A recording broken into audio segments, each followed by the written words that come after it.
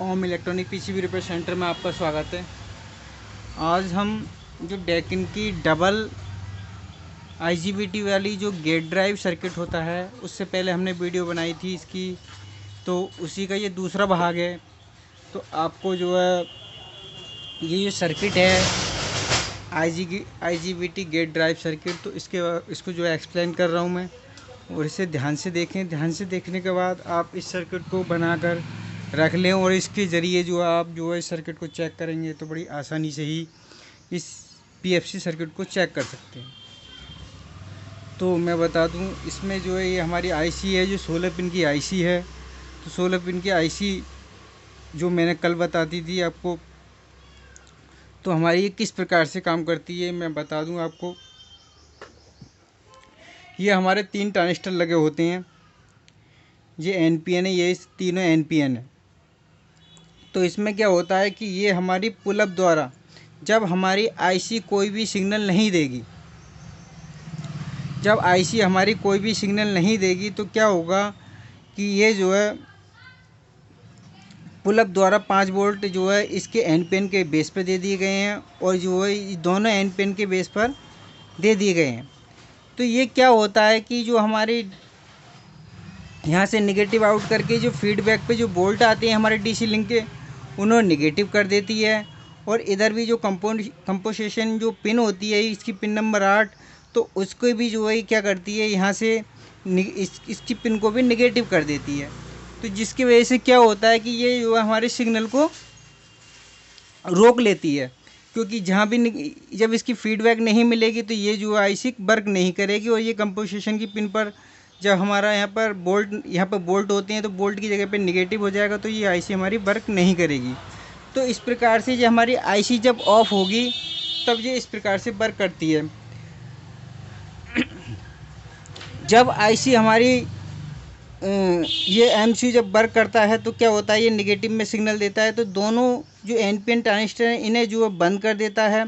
Positive हमारी ऊपर पहुंच जाती है, तो ये दोनों ट्रांजिस्टर बंद हो जाएंगे। तो उस समय पे क्या होगा कि हमारी जो 330 वोल्ट जो है हमारी पीएफसी पे जो डीसी लिंक सर्किट होता है, उसके ज़रिए जो हमारे वोल्ट आए हुए होते हैं ये डिवाइडर द्वारा, ये 2 रेजिस्टेंस पैरेलल में लगी हुई हैं, तो वो वोल्ट इस आईसी को मिल जाएंगे। और जो इसकी कंपोजिशन पिन पर जो वोल्ट बनते हैं वो वोल्ट भी बन जाएंगे, तो ये आईसी हमारी वर्क करना शुरू कर देगी।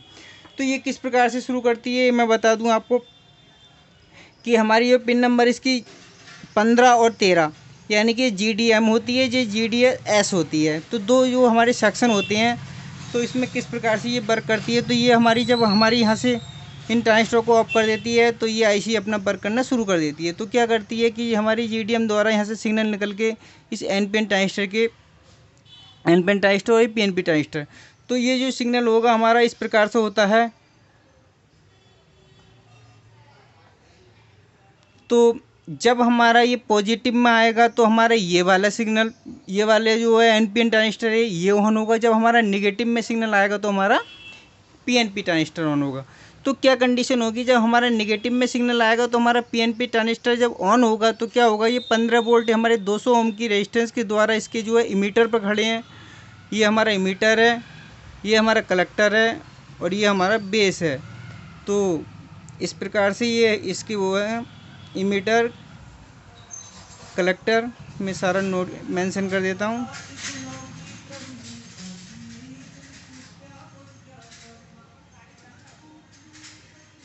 तो इस प्रकार से जो है इसके इमीटर से हमारे जो है कलेक्टर की ओर फ्लो हो के जो हमारी R806 के द्वारा इसके गेट पर चला जाता है।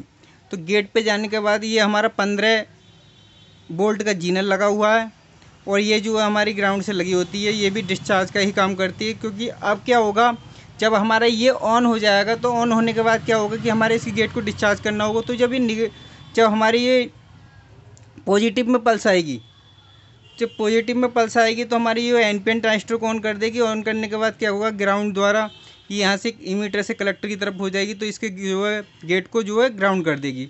तो इस प्रकार से जो है ये दोनों ट्रांजिस्टर वर्क करते रहते हैं। जब इसके ट्रांजिस्टर पर हमारा ये बंद, मतलब एक चालू होगा तो एक बंद होगा, तो इस हिसाब से दोनों में मिलके जो है हमारी ये वोल्टेज बनाते हैं आईजीबीटी। ये जो है इमीटर से कलेक्टर के ऊपर स्विचिंग करते हैं, और वो यहाँ पर वोल्टेज को कॉन्स्टेंट रखते हैं। तो इस प्रकार से स्विचिंग होती रहती है। ये वाले जब IGBT ऑन होगा तो ये ऑफ़ होगा, ये ऑफ़ होगा तो ये ऑन होगा। तो इस प्रकार से ये जो है हमारे IGBT जो है वर्क करते हैं। इसमें इस प्रकार से ये मैं बता दूं आपको। दूसरा क्या है कि ये जो आप किस प्रकार से चेक करेंगे इसे। अगर हमारा मान लो हमें क्या करना होगा कि हमें ये IC चेक करनी है, तो किस प्रकार से आपको चेक करनी है ये मैं आपको बता देता हूँ। कि आपको क्या करना है कि ये वाली जो ये 47 ओम की रेजिस्टेंस गेट रेजिस्टेंस को हटा लेना है, इसकी भी गेट रेजिस्टेंस को हटा लेना है। दोनों की गेट रेजिस्टेंस को उठाने के बाद क्या आपको क्या करना है मैं बता दूं आपको। हमें इसकी जो है सप्लाई देनी है।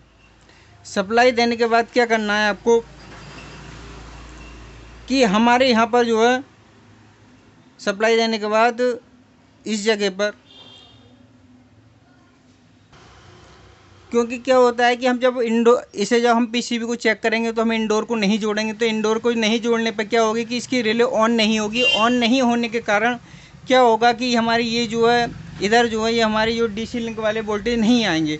तो आपको क्या करना है कि सप्लाई बन जाएगी। सप्लाई बनने के बाद आपको क्या करना है कि हमें 15 वोल्ट यहाँ दे देने हैं। इस जगह पर यहाँ हमें 15 वोल्ट की सप्लाई दे देनी है। यह इस जगह पर ये 15 वोल्ट की सप्लाई यहाँ दे देनी है। और आपको क्या करना है, क्योंकि इन दोनों ट्रांजिस्टरों को आपको ऑफ़ करना है। तो हमारे मैं बता दूं Q807 को आपको इसकी जो बेस और इमीटर को आपस में मिला देना, इन दोनों की जो आपस में मिला देना है। ये मिला देने के बाद क्या होगा कि हमारी जो 15 वोल्ट द्वारा यहाँ पर जो इसे बोल्ट मिल जाएंगे और इसके कंपोजिशन पिन पे भी हमारे जो बोल्ट मिल जाएंगे। तो ये IC हमारे काम करना शुरू कर देगी। जब ऐसी कंडीशन में जब हमारी जो IC काम करेगी तो क्या होगा कि हमारी ये IC अगर वर्क करती है तो यहाँ पे जो है ये सिग्नल देगी। दोनों पर सिग्नल हम चेक करेंगे, क्योंकि रेजिस्टेंस हटा के ही आपको चेक करना है। तो ये सिग्नल आपको चेक करना है। अगर ये हमारी सिग्नल आउट करती है तो हमारी ये IC ठीक है। तो इस प्रकार से बड़ी आसानी से आप चेक कर सकते हो। जब PCB आएगी तो मैं आपको चेक करके दिखा दूँगा, क्योंकि आप बिना इंडोर के चेक करें इसे। अगर इंडोर लगा देंगे तो यहाँ पर वोल्टेज आ जाएंगे। अब बिना इंडोर के जब चेक करोगे तो क्योंकि हमारी बड़ी रिले ऑन नहीं होगी तो इधर हमारे वोल्टेज नहीं आएंगे, ये वाले वोल्ट नहीं आएंगे और सप्लाई हमारी बन जाती है, क्योंकि सप्लाई का कैपेसिटर अलग होता है। तो ये 15 वोल्ट आपको यहाँ दे देने हैं और ये Q807 के बेस मीटर को मिला देना है और Q808 के बेस को मिला देना है। तब ये IC वर्क करेगी और हमारी इस पर जो है 15 वोल्ट होंगे तो यहाँ से आप जंपर दे सकते हैं यहाँ पर।